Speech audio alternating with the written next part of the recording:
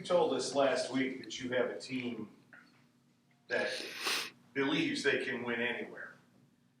Well, that was put to the test Friday, but does it just reinforce your opinion of this senior-laden team and the fact that they really, really do believe that? Yeah, I mean, I think we certainly do, but I don't think it's in an overconfident way. I think it's a positive. Like in order to go into hostile environments, and we've got another one coming up. Um, you have to have that collective confidence and belief, and ultimately you have to be tough. On the road, you have to be able to sustain the ups and downs of play, and I think our guys certainly were able to do that. By no means, were we excellent, in that particular game. I mean, we made just enough plays to have a chance to win.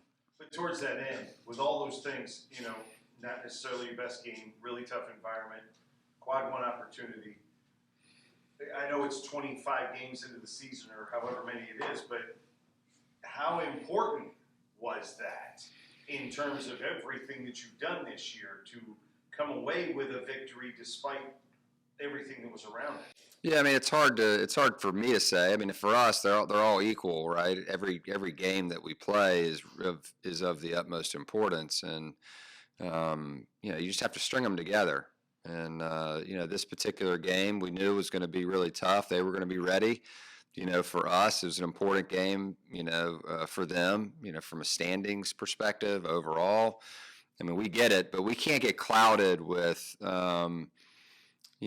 numbers and this and that and the other. Like we have to focus on the process of winning and what it takes to win. And I think our guys have been pretty good at blocking out, what's what and what's important, and making sure that they stick with what's important. And that's the preparation. That's the focus that you have to have, the energy that you have to be successful in game, and the maturity that you have to be able to weather storms within a game. And I think our guys, the key to that game was finishing the half the way that we did, and then finishing the game the way that we did.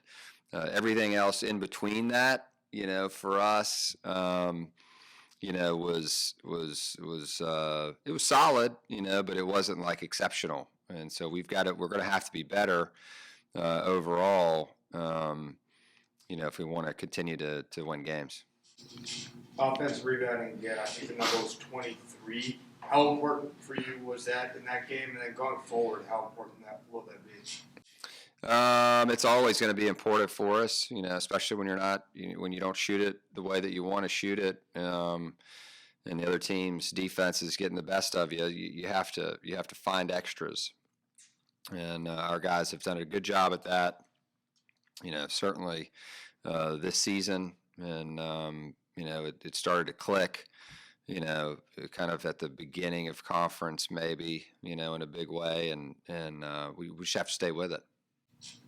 What does the scouting turnaround look like here? You get back to Richmond late Friday night, or Yeah. watching George Washington tape on Saturday? Yeah, no doubt. I mean, it's right away. I mean, the coaches are watching it really before, because they've got they finish one and then they kind of begin to move to the next one, and even really while the Dayton one's still going on. They've already begun to dive in a little bit to that, because they're already finished with the Dayton one. It's more about presenting and getting the guys ready and all that, and prepping and practice. But yeah, I mean, we have a day off, and you try to use that day to get ahead, But more than anything, we wanted the guys, and the coaches to get some rest and be able to get away. We had a long stretch there, a really tough stretch.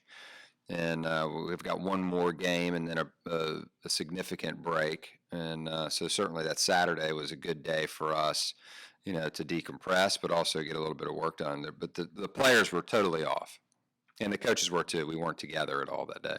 Is that break much needed?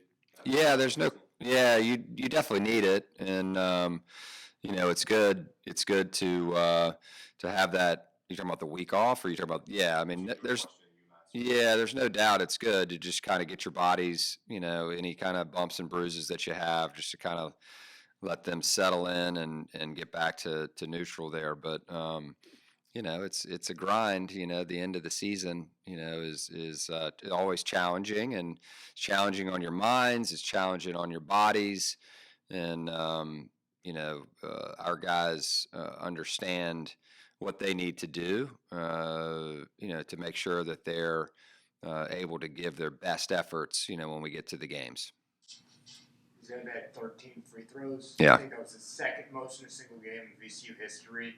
Just talk a little bit about his poise and what was your mindset as he was going up there every time? Yeah, I mean, it's an important game, for all of us, but certainly, anytime you're going back to your home state, you want to play well, and Zeb, has been, really good for us this season in a different, role this year, and he's accepted, kind of where he's at, and understands that he's a vital part of our success, and I think, anytime you're able to sub a guy like that in, a guy like Zeb in at 16, that's pretty solid, right? And it's like you're having to play against Max and Phil and Joe, and then all of a sudden he's coming to the table, and you're tired at that point. And I'm talking about the other team, and so you're having to deal with his quickness and his athleticism and kind of how he plays on defense as well.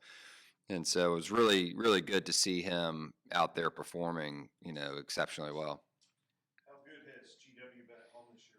They've been great. They've lost 2 games, there, and have been really comfortable there, and obviously they've had some big wins, and by big margins, at home, and so we know it's going to be a tough matchup, and we've got to be ready.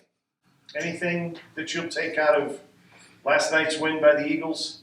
Did you show your guys? Oh, the Eagles? About how the defense and Yeah, they were aggressive. Yeah, they were aggressive, and clearly, they were going after it right away and putting pressure,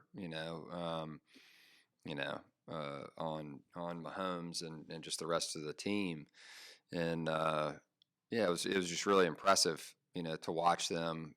Obviously, they had a lot to play for. Both teams did. And it's really hard to win 3 in a row like that. It's hard to win 1, much less 3 in a row. And when the other team's hearing about that constantly over and over and over again, well, they're going for 3. Well, you're on the other side. You're going, all right, we have a job to do here. Like, we don't want them to win 3 in a row. Like, we want to win ours. And so there's, it's a competitive game, and clearly their team was ready to impose their will on the game, and it was up to Kansas City to react to that.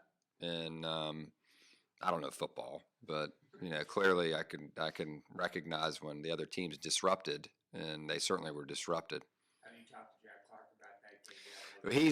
He's in the group chat. He had his Jalen Hurts jersey yesterday for practice, and so he was obviously, needless to say, fired up.